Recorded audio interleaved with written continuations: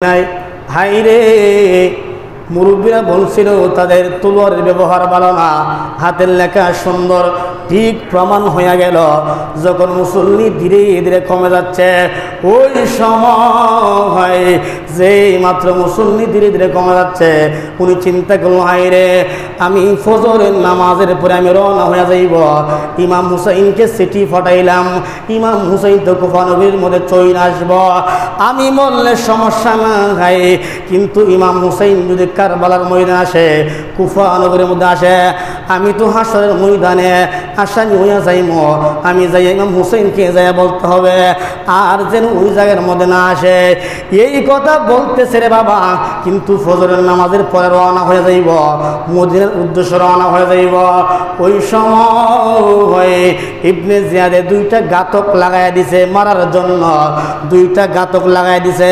যেই মাত্র ঘুরতে বের হয়ে যাইব মদিনায় যাওয়ার জন্য রে বাবা, দুইটা ঘাতক সামনে আসলো। আয়েশা গলার মধ্যে ছুরি ধরছে, নাউজুবিল্লাহ বলেন। আয়েশা যেই মাত্র গলার মধ্যে ছুরি ধরল, বলতেছে তোমাকে হত্যা করা হইব, তোমার গলা কাটা হইব।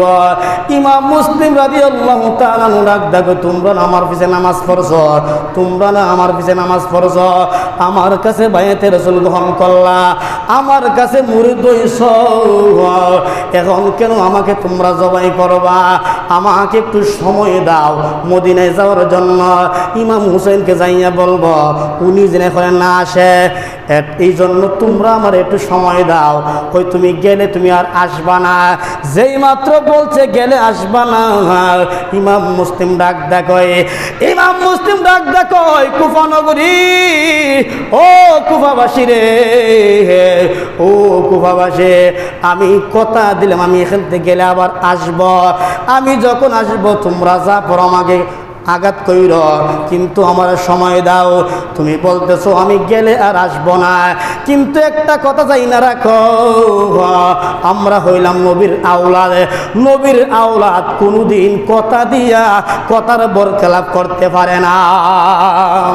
জোরে জোরে কোন সুবহানাল্লাহ। ইমাম মুসলিম কো নবীর আওলাদ কোনদিন মিথ্যা কথা বলতে পারে না, নবীর আওলাদ কথার বরখেলাপ করতে পারে না। আপনি আমার সুযোগ দেন আমি যাওয়ার জন্য, ইমাম হুসাইনকে নিষেধ করবো আসার জন্য। কিন্তু রে বাবা, দুইটা শয়তান বাটপার বাচ্চা, দুইটা ঘাতকের সুযোগ দেয় নাই। ওনাকে জবাই করার জন্য যখন জমিনের মধ্যে ফালাইয়া দিল, জবাই করার জন্য যখন জমিনের মধ্যে ফালাইয়া দিল, ফালাইয়া দেওয়ার পরে কি করলো জানেননি? ছুরিটা যখন গলার মধ্যে চালায় দিব, যখন গলার মধ্যে চালায় দিব, উনি কি কইছে জানেননি? বলতেছে আমি বুঝতে পারলাম তোমরা আমাকে মাইরা ফেলাইবা, কিন্তু মারার আগে একটা কথা আমার শোনো। ওই কি কথা? আমার 2 রাকাত নামাজ পড়ার জন্য সুযোগ দাও। ভালো না, 2 রাকাত নামাজ পড়ার জন্য সুযোগ দাও। কারবালার ঘটনা থেকে আপনারা বুঝবেন নামাজ পড়তেই হবে, কারবালার আলোচনা থেকে বুঝতে হবে হকের পথে আপনি চলতে হবে। এই জন্য বাবা যত বাধা আসুক না কেন, বাতিলদের কাছে কখনো হয় ইমান বিক্রি করা যাবে না। কথা কোন ঠিক কিনা? এই জন্য বাবা বলতেছে আমাকে তোমরা জবাই করবা, কিন্তু 2 রাকাত নামাজ পড়ার সুযোগ দাও। এখন প্রশ্ন হলো 2 রাকাত নামাজ যিনি পড়তেছে, ইমাম মুসলিমও নামাজ পড়ে, যারা জবাই করব তারাও কিন্তু নামাজ পড়ে। 2 নামাজের মধ্যে পার্থক্য আসেনি? এত আসতে গেলে আরো জোর আসেনি?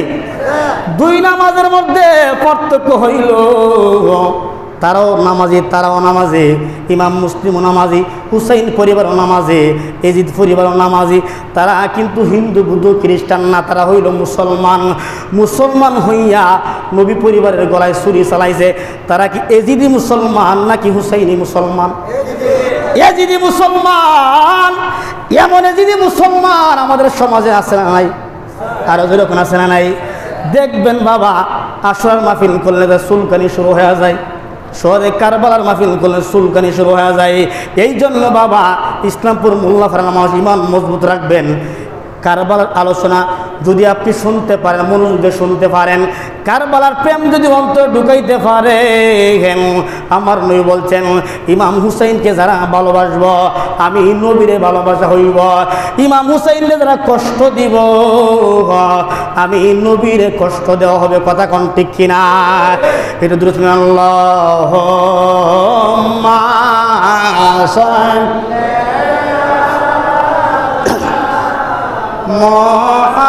মুহাম্মাদ ওয়া আলা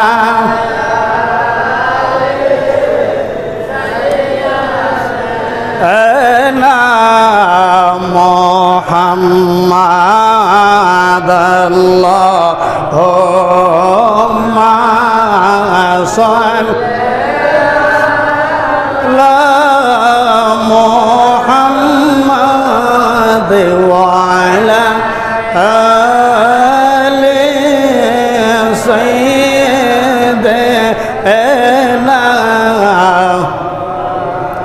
বন্ধু নাই রে বান্ধব নাই রে যেই জায়গায়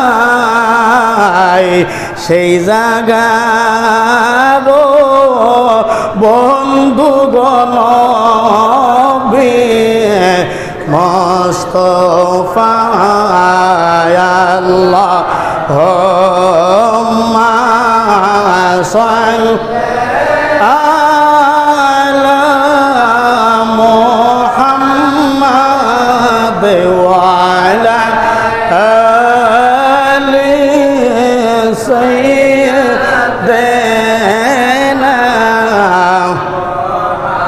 জোরে জোরে কোন সুবহানাল্লাহ।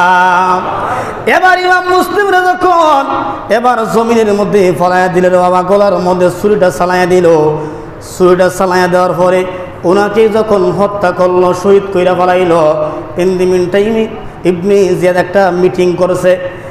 ইবনে জিয়াদ একটা মিটিং করলো। কি মিটিং জানেননি? ইমাম মুসলিমের দুইজন সন্তান আর একটা ঘরের মধ্যে আছে রে বাবা।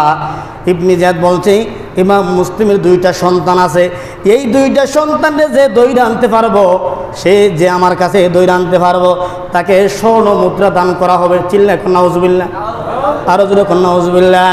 স্বর্ণ মুদ্রা দেওয়া হইব। এই কথা যখন বলছে রে বাবা, কেউ দাঁড়াই না দইরা আনার জন্য। একজন লোক দাঁড়াইছে, বলতেছে আমি দইরা আনতে পারবো। যেই দাঁড়াইছে তার নাম হলো হারেস। নাম কি? তার নাম হলো হারেস। ওই লোকটা যখন দাঁড়ায় ফেলছে দইরা আনার জন্য, এবার হঠাৎ কইরা ফজরের নামাজ যখন শেষ হয়ে গেল, ইমাম মুসলিমকে শহীদ করে পালাইল। কিন্তু সূর্য যখন উইটা ফেলল, ওই সময় ইমাম মুসলিমের দুইজন সন্তান মোহাম্মদ ইবনে ইব্রাহিম, দুইজন সন্তান ডাক ডাকে সূর্য উঠে গেল। প্রত্যেক দিন আমার বাবা আমাদেরকে আসে আদর করার জন্য, আমাদের খবর নেওয়ার জন্য। আজকে দি বাবা আসে না, আজকে আমাদের বাবা কেন আসে না?